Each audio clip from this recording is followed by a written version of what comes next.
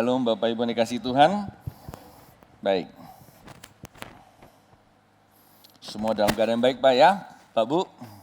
Buat Anda yang kali pertama hadir di tempat ini, pastikan tidak langsung balik selepas ibadah. Yang kesediaan Anda untuk bertemu dengan staf saya, kami akan memberikan visi dan misi di tempat ini. Terlebih juga kami ingin berdoa jikalau Bapak Ibu mempunyai pergumulan. Demikian buat Anda yang ingin terima Yesus sebagai Tuhan, mintakan kepada staf saya untuk bimbing Anda untuk berdoa. Atau Anda yang di luar atau mengikuti jaringan online service ini, Anda bisa hubungi alamat kami atau ya gereja setempat lah ya, minta bimbingan. Dan hari-hari ini informasi begitu banyak mengenai mereka yang sedang mencari kebenaran ketika kebenaran diberitakan dan akan menjadikan Yesus sebagai Tuhan. Itu yang pertama. Dan yang kedua Pak Bu, sifat khotbah saya bersifat edukasi, jadi bukan motivasi. Perbedaan antara motivasi dan edukasi itu begini. Kalau motivasi itu yang disampaikan secara mungkin banyak hal yang bersifat hal-hal yang sudah biasa, yang diingatkan kembali, yang dimotivasi supaya kita lakukan. Ya, itu biasa perjanjian lama seperti itu. Tapi kalau edukasi itu lebih menggali kepada kebenaran. Karena kekristenan itu kan kata kunci, kata dasar kekristenan itu adalah murid. Dan seorang murid harus belajar. Kata belajar itu berarti apa? Gali dalam-dalam.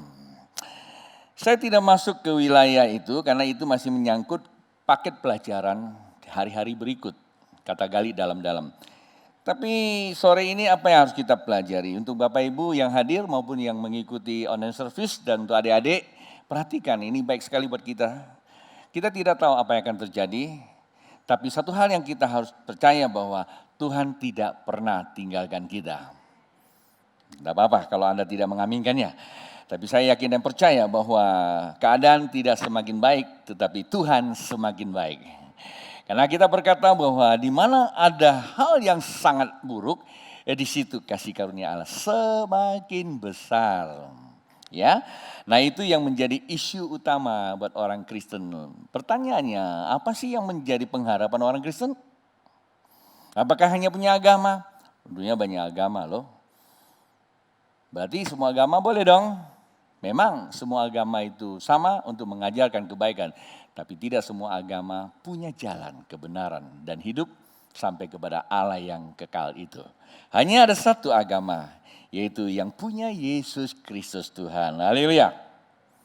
Gak apa-apa kalau gak diaminkan. Saya masih bicara sama. Kenapa saya bicara sama? Karena ini permulaan kita untuk mengalami sebuah perubahan. Kita ada perjamuan kudus hari ini. Dan mulai hari ini seterusnya kita ada perjamuan kudus juga. Karena itu perlu mengerti tentang arti perjamuan kudus. Dan bukan hanya perjamuan kudus, jadi makna perjamuan kudus itu sendiri. Bukankah firman Tuhan berkata pengenalan itu akan membawa kita kemerdekaan. Kalau kita tidak mengenal kita lakukan, bukan kemerdekaan, justru semakin memperberat kita. Kenapa? Ya karena apa yang kita lakukan seakan-akan itu menjerat kita, kalau kita tidak lakukan itu akan memberatkan kita. Ya kan? Nah, jadi kalau kita mengerti, kita melakukan sesuatu itu tidak berat. Mengapa? Kata Tuhan, perintahku itu tidak berat. Kenapa? Perintah Tuhan itu didasari oleh kasih. Nah, sesuatu yang didasar oleh kasih itu enggak berat. Enggak ada amin, enggak apa-apa. Saya ragu gitu loh, saya ngomong ini dimengerti atau enggak gitu loh. Ya gak ada respon tentang soal apa yang disampaikannya. Kalau Anda merasa bahwa itu ada kebenaran dan perlu diterima, aminkan dong. Ya. Amin itu adalah salah satu daripada kalimat syahadat orang Kristen. Ya, jadi kalau setiap agama itu ada kalimat syahadatnya. Kalimat syahadat Kristen itu agak kebersamaan dan kalimat syahadat orang Yahudi. Baik, Matius pasal 21 ayat 12, saya mulai. Lalu Yesus masuk ke bait Allah dan mengusir semua orang yang berjual beli di halaman bait Allah. Ia membalikkan meja-meja penukar uang dan bangku-bangku pedagang merpati. Dan berkata kepada mereka, ada tertulis rumahku akan disebut rumah doa. Tetapi kamu menjadikannya sarang penyamun, maka datanglah orang-orang buta dan orang-orang timpang kepadanya dalam bait Allah itu dan mereka disembuhkannya. Tetapi ketika imam-imam, kepala dan ahli-ahli Taurat melihat mujizat-mujizat yang dibuatnya itu dan anak-anak yang berseru dalam bait Allah, Hosana bagi anak Daud. Hati mereka sangat jengkel. 16. Lalu mereka berkata kepadanya, engkau dengar apa yang dikatakan anak-anak ini? Kata Yesus kepada mereka, aku dengar. Belum pernahkah kamu baca dari mulut bayi-bayi dan anak-anak yang menyusu? Engkau telah menyediakan puji-pujian. Jadi minggu lalu kita menerima satu pemahaman kata puji-pujian. Kata puji-pujian itu adalah Yehweh, ya, sudah ngerti, Yahweh. Jadi sebenarnya kalau kita mengacu kepada kitab Mazmur, dia katakan segala yang bernafas memuji Tuhan. Artinya apa? Yehweh. Ya mungkin segitulah ya, karena saya bukan ahli bahasa, tapi saya hanya pinjam saja. Tapi itulah pengertian yang saya dapatkan dari guru sastra Ibrani. Kata Yahweh itu. Baik, Pak Bu, apa yang dikerjakan Tuhan Yesus pada masa itu? Tuhan Yesus masuk ke bait Allah.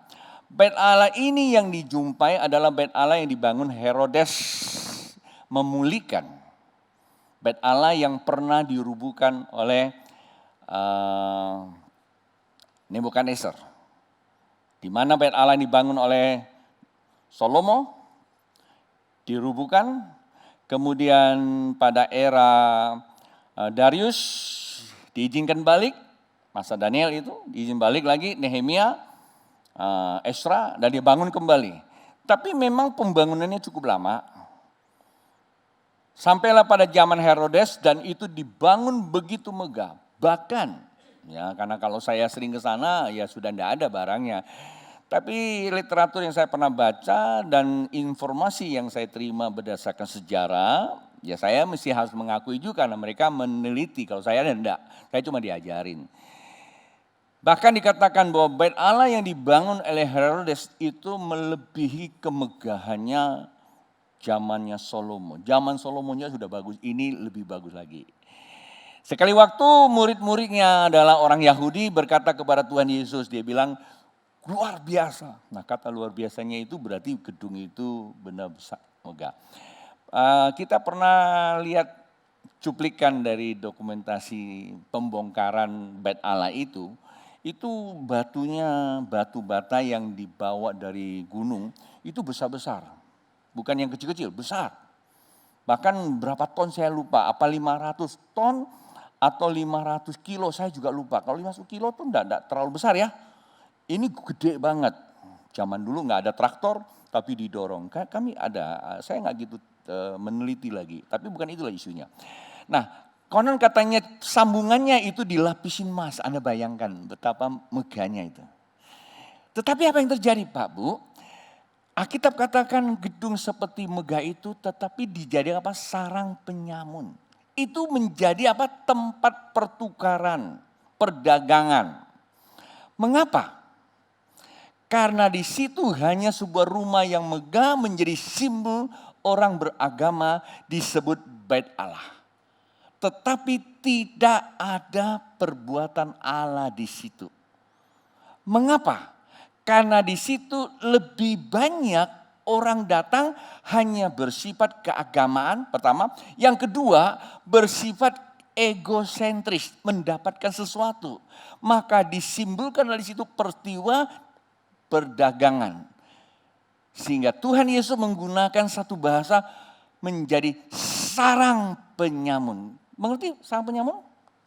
Perampok.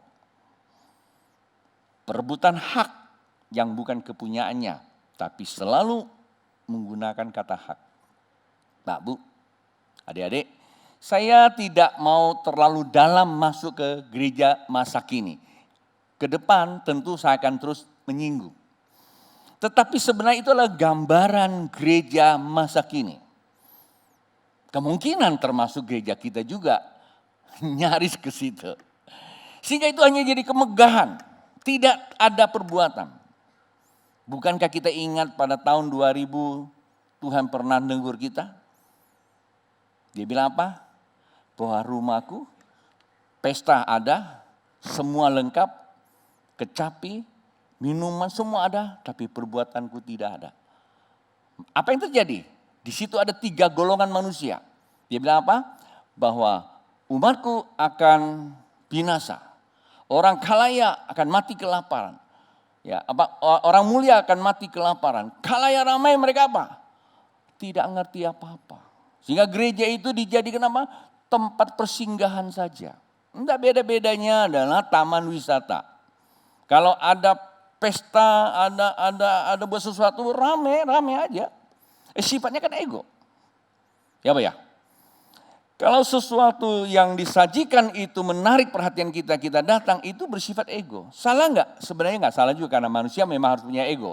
Tetapi egonya manusia akan berubah ketika dia telah berfokus kepada apa yang dicapai. Sehingga dia akan berubah menjadikan egonya menjadi egonya apa yang dicapai. Nah, kalau ego yang dicapai itu bukanlah kebenaran, Anda bayangkan ego kita menjadi apa? Menjadi penambahan negatif ya.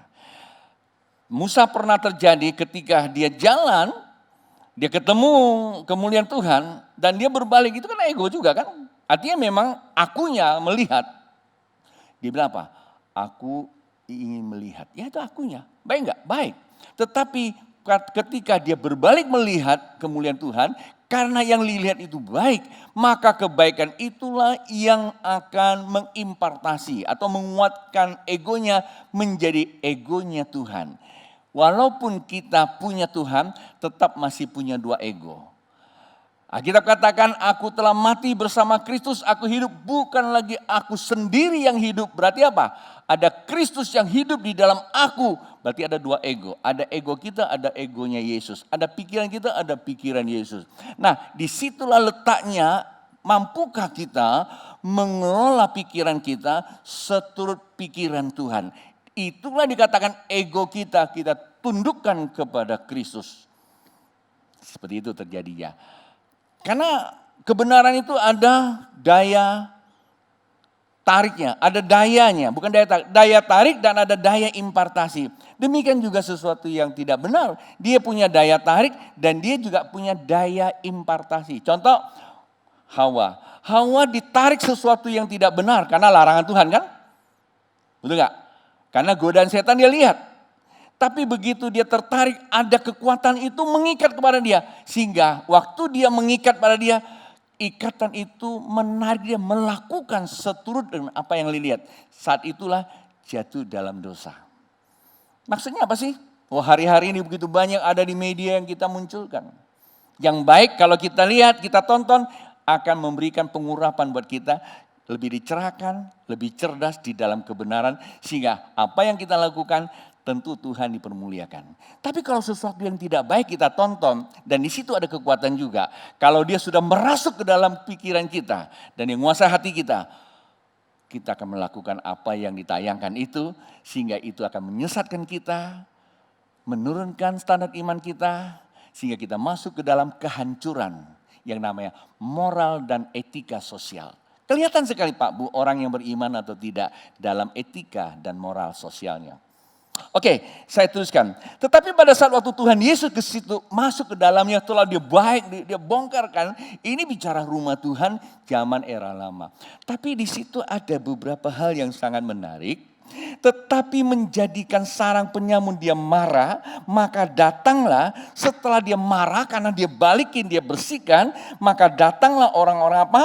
Orang-orang buta, orang-orang timpang kepadanya dalam bait Allah itu. Dan mereka apa? Disembuhkan, mujizat terjadi Pak Bu. Pertanyaannya, kok dulu kagak ada? Padahal kita tahu, zaman Musa sampai ke zaman Salomo ada mujizat. Salomo pernah waktu selesai bait Allah dibangun, kehadiran Tuhan hadir dan perkara-perkara besar terjadi. Bahkan Salomo mengangkat tangan dia berkata, Barang siapa datang ke tempat ini maka Tuhan di sorga akan menjawabnya. Itu kan juga tanda kan Tuhan hadir. Nah selama itu Tuhan tidak hadir kenapa? Persoalannya sama satu, tabut Allah sudah tidak ada. Sejak pembuangan di Babel tabut Allah tidak ada. Dan tabut Allah tidak ada, tabut perjanjian Allah tidak ada, maka yang terjadi apa? Yang terjadi adalah egonya. Ketika egonya Tuhan, ketika pikiran Tuhan, ketika kehendak Tuhan tidak ada di dalam kita, maka yang menjadi kehendak kita dan hak kita, dan itulah yang menjadikan hidup kita sebagai apa? Penyamun. Wah kalau diterangkan ini bisa jadi satu sesi lagi itu. Ya, didiskusikan indah sekali itu Pak, Bu, adik-adik. Ya, maka itu perlu banyak diskusi tentang kebenaran itu. Indah sekali.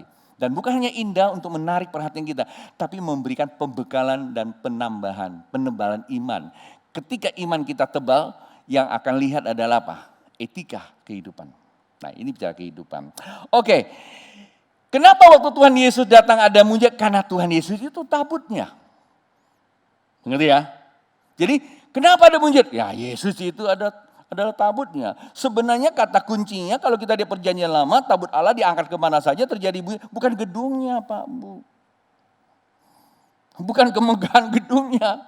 Orang tabut Allah itu diangkat taruhkan di apa? Di sungai Yordan langsung terbelah. Orang bisa nyebrang. Taruh di rumahnya Obed-Edom diberkati. Masuk ke kuil bait Baal, pala Baal hancur.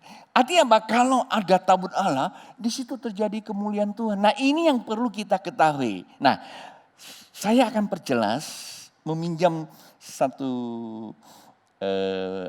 firman Tuhan dari Injil, ya Injil dari Injil Yohanes tentunya.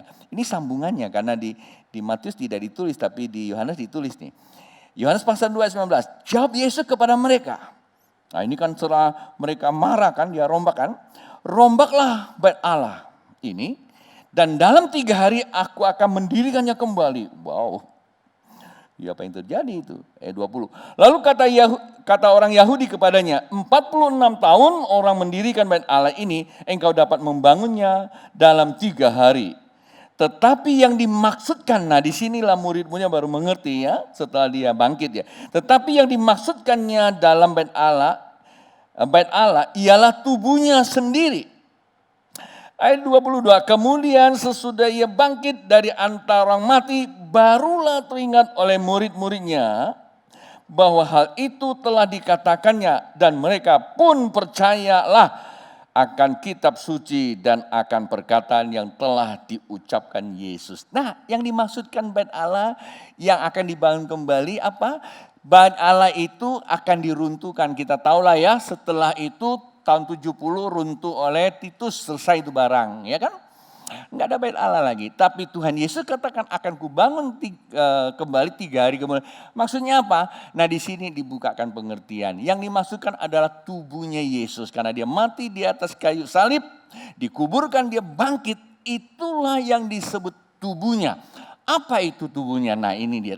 Alkitab katakan mereka lalu percaya. Kata percaya itu adalah kata syahadat orang Kristen. Aku percaya Yesus Kristus itu adalah Mesias, anak Allah yang hidup. Dan aku menerima dia sebagai Tuhan dan Juru Selamat dalam hidupku. Maka kepada dia diselamatkan dan dia menjadi orang Kristen. Artinya apa? Kematian Tuhan Yesus di atas kayu salib dan kebangkitannya itu adalah menjadikan kehidupan kita. Kehidupan Kristus, hidupnya Yesus adalah kehidupan kita. Tubuhnya Yesus adalah kehidupan kita. Paham ya? Yesus mati di atas kayu salib, dia bangkit berarti dia hidup, maka hidupnya diserahkan kepada orang percaya, maka dikatakan kepadamu ku berikan hidupku supaya engkau punya hidup. Supaya apa? Engkau mempunyai kehidupan dalam kelimpahan. Jadi Pak Bu, kehidupan orang percaya adalah tubuhnya Tuhan. Nah apa itu kehidupan orang percaya? Kehidupan orang percaya adalah sikap dan perilaku orang Kristen. Dudukmu itulah kehidupannya Kristus. Perkataan kita itulah adalah kehidupan Kristus. Sikap perilaku kita, tertawa kita, perbuatan kita, dagang kita, rumah tangga kita, dan sebagainya panjang kalau mau diceritakan. Itu menandakan apa? Kehidupan Kristus. Jikalau ini tidak mencerminkan Kristus di dalamnya, maka ini bukan tubuh Kristus. Ini ada tubuh, bukan tubuh Tuhan, tapi tubuhnya hantu kebalikannya. Kalau tubuh hantu yang hadir pasti siapa? Ya pasti bukan Tuhan lah. Hantu yang hadir. Hantu mendatangkan apa? Pepecahan, pertengkaran, penyamun, keserakan, dan sebagainya. Kalau tubuh ini menjadi tubuhnya Tuhan, yang hadir Tuhan apa? Ada kasih, sukacita, damai sejahtera, kesabaran, kemurahan, kebaikan, kesetiaan, dan penguasaan diri. Nah itu. Ya, KID 5KP itu. Ini mendandakannya. Nah, kehidupan. Nah, sore ini Pak Bu, saya jadikan topik nih khotbahnya, ya. Karena minggu lalu saya ada buka satu topik bahwa rumah keilahian Allah. Rumah keilahian Allah itu minggu lalu saya buka topiknya itu adalah rumah keilahian Allah. Nah, rumah keilahian Allah apa itu? Rumah keilahian Allah adalah kehidupan Allah. Kehidupan Allah itu apa maksudnya? Rumah keilahian Allah adalah kehidupan kita. Ya, jadi rumah keilahian Allah ada kehidupan orang percaya. Yang kita sebut apa? Gereja. Yang disebut apa? Bait Allah. Jikalau ini mencerminkan Allah di dalamnya, Roh Allah hadir, terjadilah mujizat di dalam kehidupan kita. Haleluya. Nah, saya berharap Bapak Ibu bisa mengerti. Saya simpulkan Pak Bu, yang disebut kehidupan adalah rumah ilahi. Sekali lagi, kehidupan Anda dan saya adalah rumah ilahi Tuhan. Dari pembacaan tadi di atas ada 4 hal saya simpulkan. Yang pertama, hadirat Allah menyatakan keilahian. Di mana Tuhan hadir, bait Allah akan menjadi mulia. Kita tahu bait Allah itu bicara bukan gedung. Yang terpenting adalah hadiratnya. Hadirat itu diperlukan tabutnya kalau zaman lama. Kalau zaman baru perlu Yesus, ya. Nah, waktu Yesus hadir ke bait Allah, terjadilah keilahian di situ. Terjadilah sesuatu yang tidak biasa-biasanya. Itu yang pertama. Yang kedua, keilahian Allah memulihkan. Karena kehadiran Allah menyatakan keilahian, buat apa keilahian itu? Keilahiannya ya memulihkan. Jikalau kehidupan kita jadikan Yesus sebagai Tuhan, maka keilahian Tuhan di dalam kehidupan kita. Jadi hidupku bukan lagi aku yang hidup, melainkan Kristus yang hidup di dalam aku, maka kehidupanku menyatakan Yesus di dalamnya. Akan terjadi pemulihan. Yang biasanya suka bohong, sekarang gak berani bohong. Masih bisa bohong gak? Oh pasti bisa. Tapi begitu bohong, menyesal lalu bertobat. Oh, dulu suka marah, sekarang masih bisa marah. Bisa, ya namanya manusia kok. Begitu marah, penyesalan langsung berdamai. Kalau dulu suka nipu, sekarang masih bisa tipu enggak? Oh masih bisa, ya. Bahkan tambah kuat tipunya. Tergantung siapa yang ngurapi dia. Oh dulu suka bohong tipu orang, sekarang masih bisa. Bisa tetapi begitu tipu, merasa bersalah, cepat berdamai. Kalau dulu tuh tidak suka ke gereja, ya dulu tidak suka ke gereja, ya atau dulu tidak suka ke gereja, begitu jadikan Tuhan sebagai Tuhan, di dalamnya masih suka gereja enggak? Masih suka tidak ke gereja enggak? Oh masih juga sih, kadang-kadang online gitu loh. Tapi kalau merasa bersalah, tiba-tiba datang lagi ke gereja. Nyindir kata orang, ya nggak apa-apa, sedikit mengingatkan aja gitu. Masa hari Minggu buat jalan-jalan sih. Boleh sih jalan-jalan, tapi ibadah juga penting ya. Bukankah jalan-jalan itu juga kehidupan, Be? Dan itu juga bait Allah. Ya boleh aja. Kalau jalan-jalan itu memang suatu tujuan. Oke, saya nggak usah lama-lama di sini. Yang ketiga, kehidupan ilahi menyatakan apa? Mujizat. Loh, bayangin. Jikalau kehidupan kita ini adalah bait Allah, kehidupan kita mujizat. Betul, mujizat. Ada begitu banyak hal kita belum ngomong itu datang duluan. Apa yang kita alami, penindasan ketidakadilan, pasti Tuhan tahu. Kalau itu tidak dibenarkan, maka Tuhan campur tangan di dalam. Nggak perlu kita ngeden sampai kita babak belur. Nggak perlu Pak Bu. Benar aja. Ada pemulihan, ada kesembuhan, ada segala sesuatu yang baik adanya. Nah yang keempat, mujizat keilahian menjadi apa? Kesaksian. Kita lihat di Alkitab. Oh, mereka semua, bahkan orang Farisi aja marah melihat mujizat terjadi. Nah, biasanya orang yang lihat mujizat marah itu karena mereka tidak kenal Allah. Mereka lebih kenal egonya. Loh, kok bukan gua, lu. Wah, ini dia nih. Ya masih ada lu, gua lu. Ya ini masalah. Tetapi orang yang dipenuhi oleh kemuliaan Tuhan dan mujizat terjadi dan dia tidak merasa dia buat mujizat. Nah, seringkali kita lihat, wah gedung kami udah gak ada mujizat. Kenapa? Ya gembalanya udah gak diurapi. Awal-awalnya waktu saya dengar kalimat itu, buat saya agak minder juga loh. Iya kali ya, aku udah gak diurapi ya. Sekali waktu aku lagi mikir gitu, Tuhan bilang, loh, gue juga pernah digituin, kata Tuhan. Kenapa? Tuhan Yesus katakan, di rumahnya gak ada mujizat, kurang mujizat. Kenapa? Dia gak dipercaya. Jadi mujizat itu terjadi bukan karena siapa yang buat. Mujizat itu adalah kasih karunia. Siapa yang percaya? Lalu saya tes, masih adakah mujizat? Kita bikin KKR, tidak di sini, tapi di pedalaman, di daerah lain. Bayangkan, di pedalaman, di Jakarta, kita bikin. Karena mereka gak kenal kita kan. Dikasih tahu, hari ini ada hamba Tuhan yang urapi. Ramai datang. Ya saya gak bawa tim rame, waktu itu kalau gak salah cuma hanya 2 orang, waktu di Intikong. Itu yang buta melihat, yang lumpuh berjalan, kanker kelihatannya itu bisa lepas semuanya. Terjadi mujizat. Siapa? Hebat itu babe. Enggak.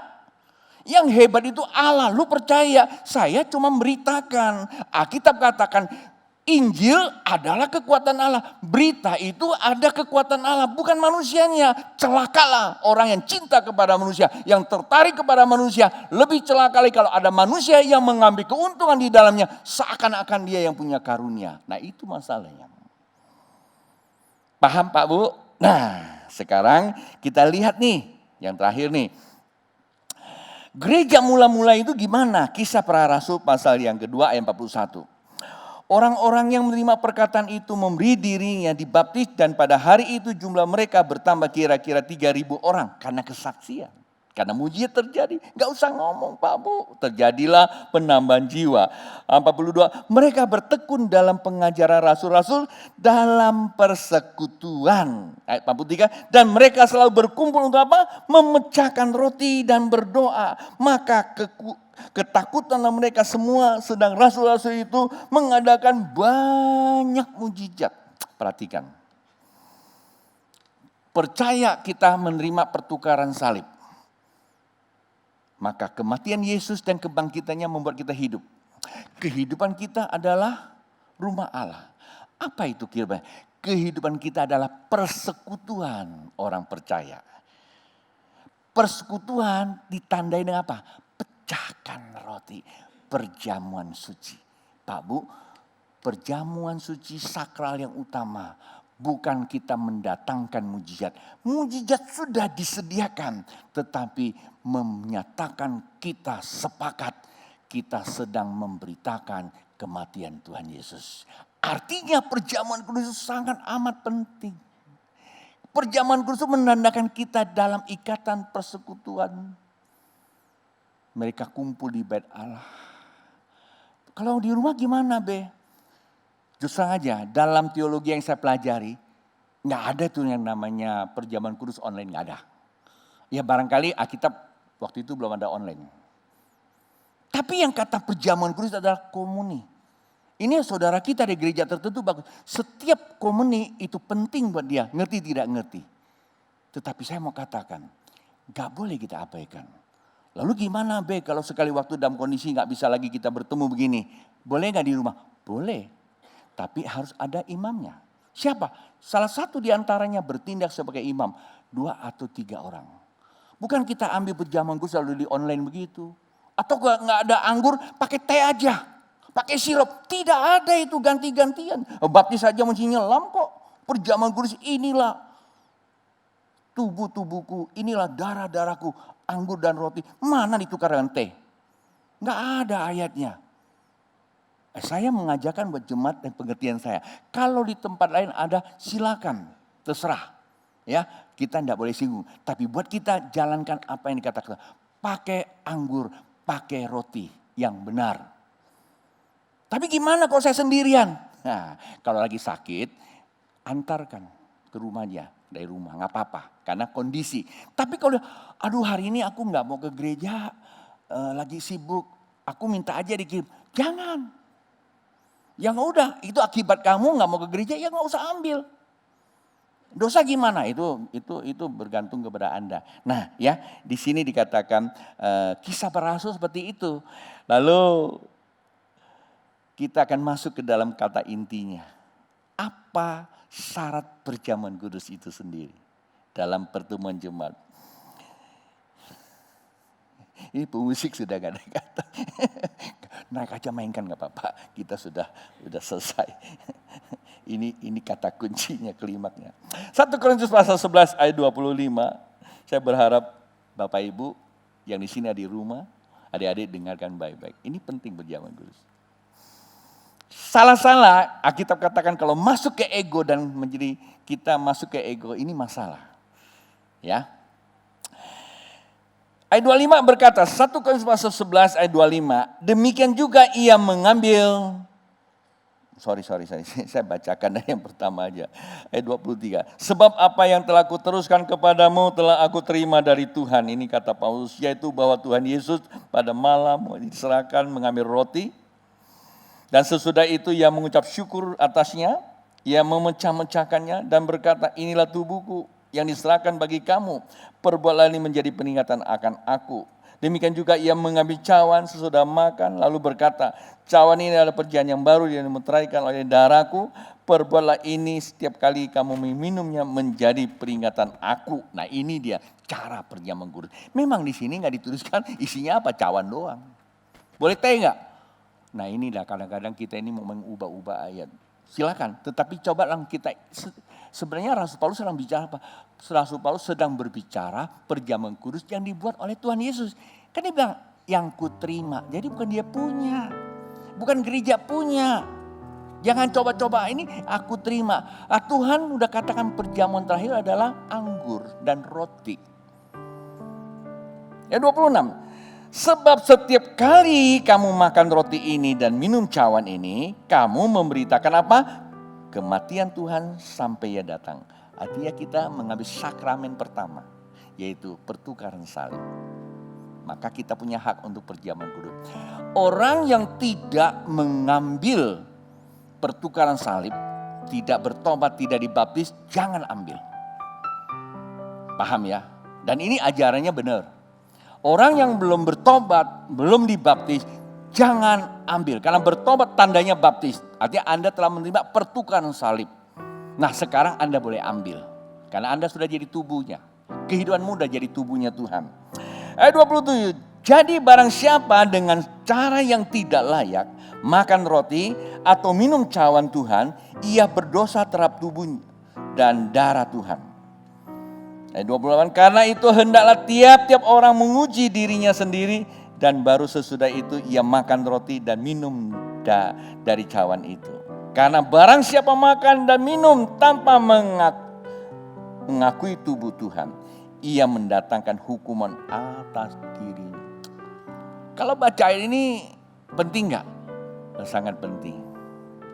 Kalau ada yang menawarkan sana sini bahwa perjamuan kudus ini bisa jadi mujizat, saya mau berterus terang, yang namanya roti, anggur bisa. Jangankan anggur roti, air putih juga bisa kok.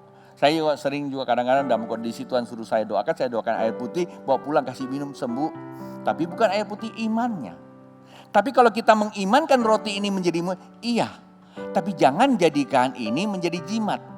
Dan perjamuan kudus seperti itu tidak ada hubungan dengan namanya ini. Paham ya? Barangnya memang sama. Konteksnya sudah berbeda. Ini harus ingat aja. Boleh nggak nanti saya doakan perjamuan kudus untuk kesembuhan? Boleh. Itu namanya untuk memacu iman. Tapi bukan perjamuan kudus yang dimaksudkan sini. Beda. Konteksnya udah beda. Walaupun bendanya sama. Oke ya. Nah terus lagi ayat 29. Sebab itu banyak diantara kamu yang lemah dan sakit. Yang sakit dan tidak sedikit yang meninggal. Karena caranya salah. Ayat 30, kalau kita menguji diri kita sendiri, hukuman tidak menimpa kita. 31, Tetapi kalau kita menerima hukuman dari Tuhan, kita dididik supaya kita tidak akan dihukum bersama-sama dengan dunia. Jadi Pak Bu, maksudnya begini, datang kepada Tuhan memang bukan berarti tunggu kita sudah suci datang. Kasih karunia itu siapa saja boleh datang. Tetapi pada saat datang, bertobat, Tuhan yang menyucikan kita. Siapa saja, kalau engkau sadar bahwa saya bersalah selama ini, datang kepada Tuhan. Tuhan, saya minta ampun. Kalau saya bersalah, saya minta ampun, saya akan datang untuk perdamaian. Itulah jalan yang terbaik buat kita. Mari bangkit berdiri. Darahmu suci,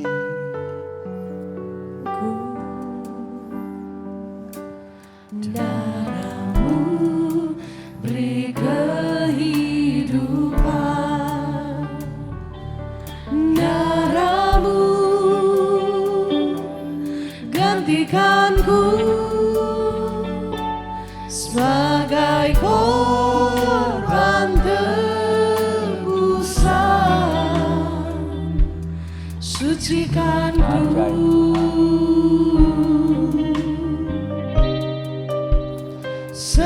Angkat roti dan cawan ini sebagai tanda kita menerima firman. Kita mengakui Tuhan telah mati untuk kita. Kita mengalami hidupnya Tuhan. Sehingga kehidupan kita itu menjadikan rumahnya Tuhan. Kehidupan kita adalah perbuatan kita, kemilikan kita, senyum kita, tindak laku kita, itu rumah Tuhan. Dalam Alkitab dikatakan apa?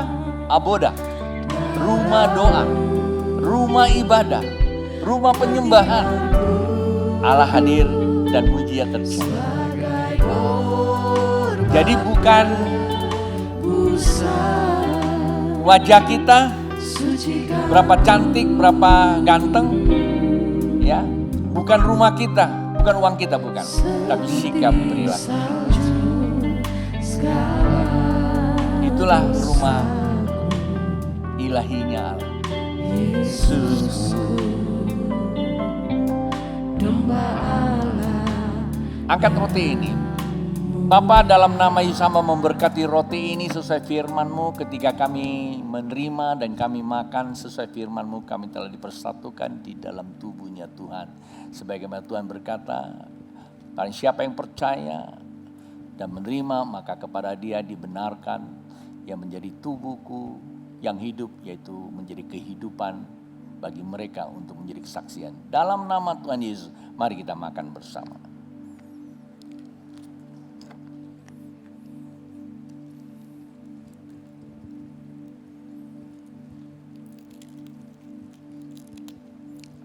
Angkat cawan ini. Bapa, dalam nama Tuhan Yesus, cawan ini berisikan anggur. Tuhan sendiri berkata, inilah darahku, darah perjanjian baru untuk penebusan mengampuni dosa kami. Hamba berkati dalam nama Tuhan, ketika kami minum, kami telah disatukan di dalam tubuh Tuhan, yaitu kehidupan kami dan menjadi tubuhnya Tuhan, rumahnya Tuhan, rumah mujizat, rumah berkat, rumah penyembahan. Dalam nama Tuhan Yesus, mari kita minum bersama. Pak Bu, jauh lebih baik kehidupan kita menjadi rumah Tuhan, rumah penyembahan, rumah mujizat daripada segala yang kita punyai. Haleluya.